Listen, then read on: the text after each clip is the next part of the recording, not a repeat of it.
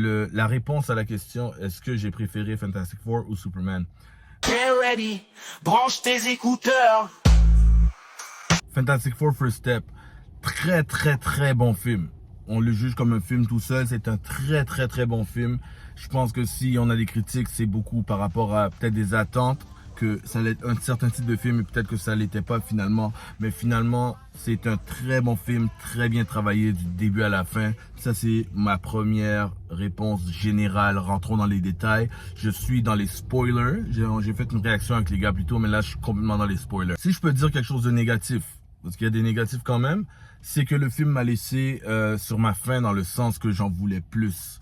Je voulais plus de Galactus parce qu'il a été tellement un build-up qu'une fois qu'il est arrivé à l'écran, c'était pas à son, comme dirait mon boy Steph, c'était pas au niveau du build-up. Le build-up est plus intéressant que sa vraie arrivée, même s'il est quand même très imposant, sa présence est incroyable, j'ai rien à dire. Galactus à l'écran, je pensais pas qu'on pouvait le voir. Et voilà, ils ont fait quelque chose de vraiment wow. Parlons de chaque personnage. Reed Richards est impressionnant. On sait que Pedro Pascal est un excellent acteur, même si on le voit souvent à l'écran. Si l'acteur est bon, l'acteur est bon. Mais ce qu'il est bien écrit, bien réalisé, c'est Reed à son full, complètement awkward, génie, curse par son propre génie, c'est exactement ça. J'adore comment Pedro le fait parce qu'on réussit à voir sa sensibilité, mais qu'il sait pas comment dealer avec ses émotions. C'est complètement du Reed Richards. Ensuite, Sue est exceptionnelle et c'est peut-être la meilleure performance du film. Premièrement, elle est maternelle et parce que bien sûr, spoiler, on sait qu'elle est enceinte. Elle est maternelle, mais en plus d'être maternelle, et elle connaît son mari avec ses qualités, ses défauts. Elle connecte avec tout le monde dans la famille. Super bien. On voit que c'est quelqu'un qui a une tête sur ses épaules aussi. La relation avec Reed est excellente. Les conflits qu'ils ont, parce que ça reste quelqu'un que malgré qu'elle l'aime, Reed pour qui il est, comme tout couple, il peut avoir des clashs de personnalité. Elle aimerait que Reed soit plus d'une certaine façon, soit plus sensible, soit plus certaines choses. Ce qui n'est pas lui. Ce n'est juste pas lui. Ensuite, sa relation avec Johnny et Johnny lui-même est impressionnant, surprenant. Ceux qui pensaient qu'il allait être moins drôle ou moins playboy et tout, c'est juste pas dans le script. C'est même pas une histoire de playboy ou pas. Sa légèreté est toujours là. Son côté impulsif est toujours là. C'est Johnny maintenant. J'aimerais un jour peut-être même le voir croiser Peter Parker. You never know. C'est Johnny Storm. Ils l'ont eu. The Thing, qui est personnellement mon Fantastic Four préféré. Excellent. C'est The Thing. Comme je parlais, quand je disais que j'aimerais en voir plus sur certains éléments, c'est que The Thing puisque c'est une histoire d'équipe et d'une famille, on peut pas mettre le focus trop sur les personnes, mais ils ont essayé de mettre le plus de focus sur chaque personne. Et Thing, pour moi, est celui qui a le moins de focus, même si sa présence, quand il est là, il donne tout. Et encore une fois, tout du casting incroyable. Et tu vois la performance de l'acteur derrière. C'est pas un personnage CG sans personnalité. Donc, ça, c'est mon premier pour les 4 premiers. Ensuite, Herbie, le robot. Ils l'ont eu. Ils l'ont dead, comme on dit. C'est Herbie, man. C'est Herbie, c'est le petit cute de la famille. C'est comme le pet de la famille.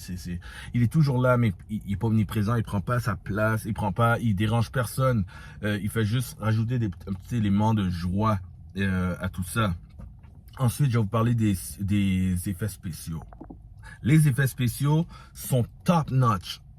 C'est du nitpicking, encore une fois, s'il faut aller chercher. Il y a 2-3 éléments, comme certains éléments de Franklin quand il est bébé. Il y a certaines scènes où c'est dur de faire des scènes avec un bébé comme ça, ou c'est CG, mais ça se voit un peu trop.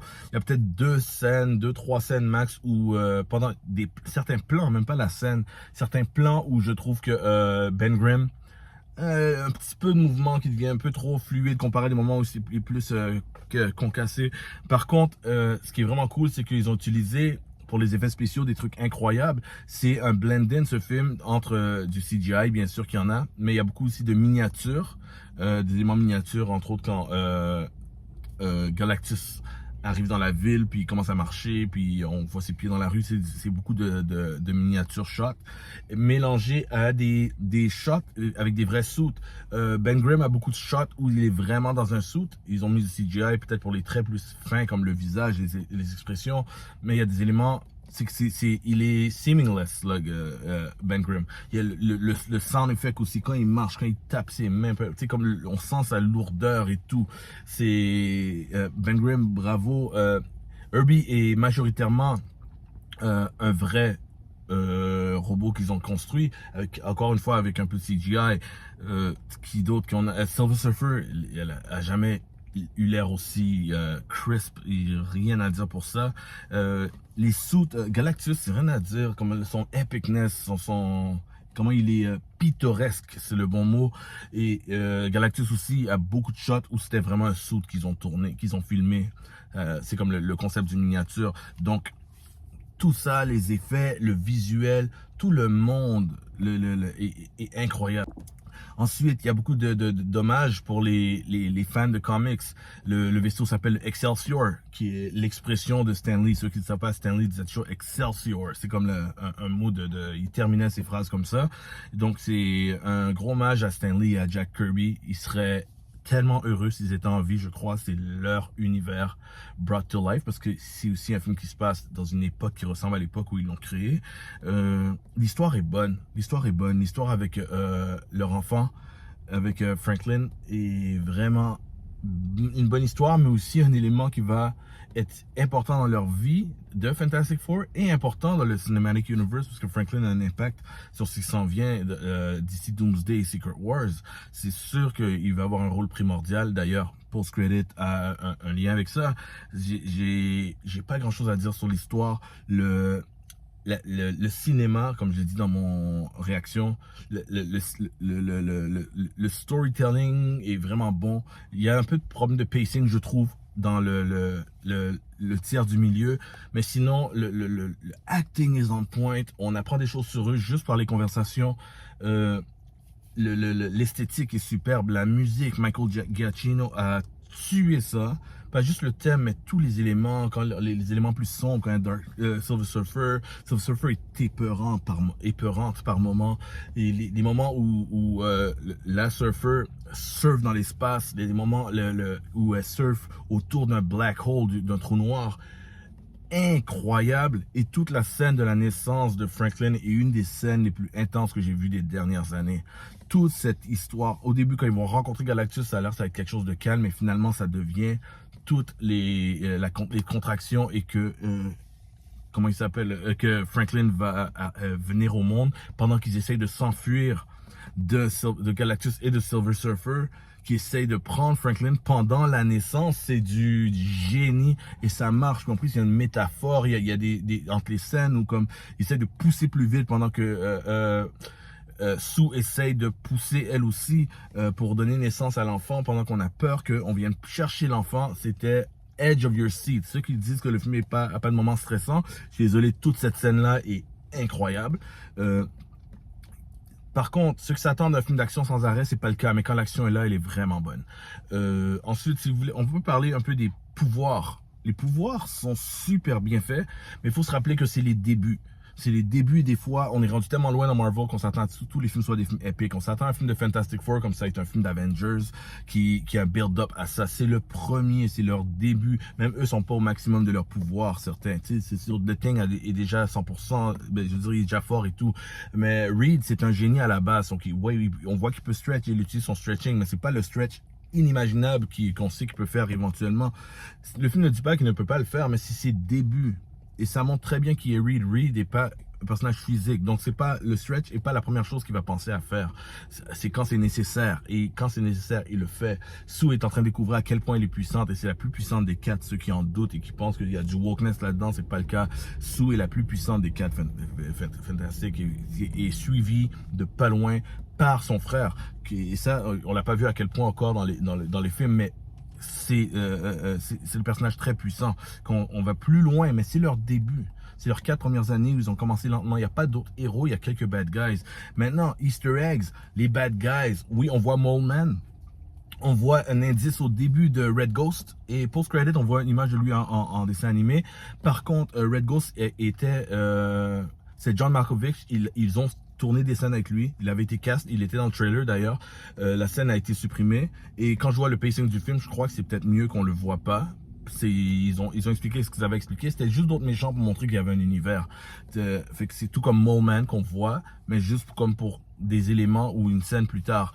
Mais par contre, Subterranea, qui est le pays ou la ville, le pays en tout cas qui existe en dessous de New York, excellent qu'ils ont mis ça. Ce qui m'amène à dire que premièrement, la relation avec tout le monde est incroyable. Tout le monde a une bonne relation avec tout le monde. Mais ce que j'aime encore plus, c'est que l'univers complet de Fantastic Four est tellement intéressant, avec tellement de background comme Subterranea qui existe, que les Fantastic Four sont là depuis longtemps, que tous ces éléments-là, c'est un monde au complet construit. Donc je trouve que c'est incroyable tout ça. Et le fait que ils ont créé ce monde-là, moi-même qui voulais au départ et qui pensais que ce monde allait être détruit à la fin du film, ce qui n'est pas le cas, c'est presque tant mieux, même s'il va peut-être être détruit d'ici Secret Wars, probablement. C'est un monde tellement bien détaillé que j'aimerais vraiment en voir plus. Les bad guys qu'ils ont nommés sont des bad guys que j'aimerais voir à l'écran, c'est sûr. Et comme en attendant de voir le prochain Big Epicness, parce que tu sais, on a vu Mole Man, ils ont parlé de Red Ghost, ils ont parlé de Puppet Master, qui est aussi un grand méchant de Fantastic Four classique. On a vu Giganto aussi, qui techniquement est juste une bête qui travaille avec Mole Man, mais on a vu Giganto. Mole Man et Giganto sont sur le cover et dans l'histoire du premier comic de Fantastic Four. Il y a aussi The Wizard qu'ils ont nommé. Ils existent tous dans la même ville. Donc, grosse job par ça. Très inspiré des meilleurs comics de Fantastic Four, entre autres de Jonathan Hickman ou de Ryan North en ce moment. Ça, je m'en vais peut-être trop deep pour beaucoup de personnes. Je comprends. En résumé final, le Phase 6 commence très bien. C'est un niveau supérieur. Les personnages sont tellement attachants dès le début. C'est ce que Marvel était avant. Oui, déçu qu'on voit pas plus Galactus, mais je comprends que c'est le début. Ça me rappelle même Ant-Man quand ça a commencé. Au début, Ant-Man n'a pas tous ses pouvoirs. C'est le début, c'est l'introduction. Il peut juste devenir petit dans le premier film. C'est plus tard qu'il devient gros. Mais sinon, tout ce que je peux dire, c'est que j'en veux plus. Mais j'ai adoré ce que j'ai vu. Tous les personnages sont sacoche, comme on dit par ici. Et il faut que j'aille chercher du nitpicking si j'en veux plus. Le crush de Ben Grimm, ils sont allés montrer que la fille qui va devenir sa copine éventuellement, qui existe aussi dans le comic. Et il y a beaucoup d'éléments qu'on peut aller chercher. Il y a même un lien entre elle et, si je me trompe pas, Red Ghost, ou peut-être que c'est Wizard qui se trouve à être son père. C'est beaucoup d'éléments pour un film qui est à peine 2 heures. So, that's pretty much it. J'ai très apprécié ce film. J'aime pas faire la comparaison. Les gens veulent me demander si j'ai préféré ça ou Superman, parce que c'est 2 films de super-héros qui sont sortis en moins de 2 semaines. C'est Marvel contre DC, et c'est 2 franchises qui n'ont pas marché depuis longtemps. Dans le cas de Superman, ça faisait longtemps. Dans le cas de Fantastic Four, ça a jamais marché. Et Fantastic Four est un très bon comic. C'est juste qu'il faut leur donner leur chance, parce que c'est dur à vendre, c'est dur à faire comprendre aux gens qui ne connaissent pas pourquoi c'est bon. Donc, la réponse à la question, est-ce que j'ai préféré Fantastic Four ou Superman? Je vous donne une réponse que vous n'allez pas aimer parce qu'elle est complexe. Fantastic Four est un film qui est mieux construit. C'est un film qui est mieux fait de A à Z. Mais Superman m'a donné plus de hype à voir plus. Cet univers, je suis comme, my God, maintenant, let's go, we're in it, let's fucking go. On est dans l'univers, j'ai hâte de voir les prochains. C'est comme, le hype est real. Fantastic Four, c'est pas le hype qui est pas real, c'est juste comme, bravo, bon film, j'ai hâte de voir la suite. Mais en gros, Fantastic Four est mieux construit. Superman m'a laissé plus de thrill d'énergie, d'adrénaline. So, c'est ma réponse nébuleuse et pas claire. Alright?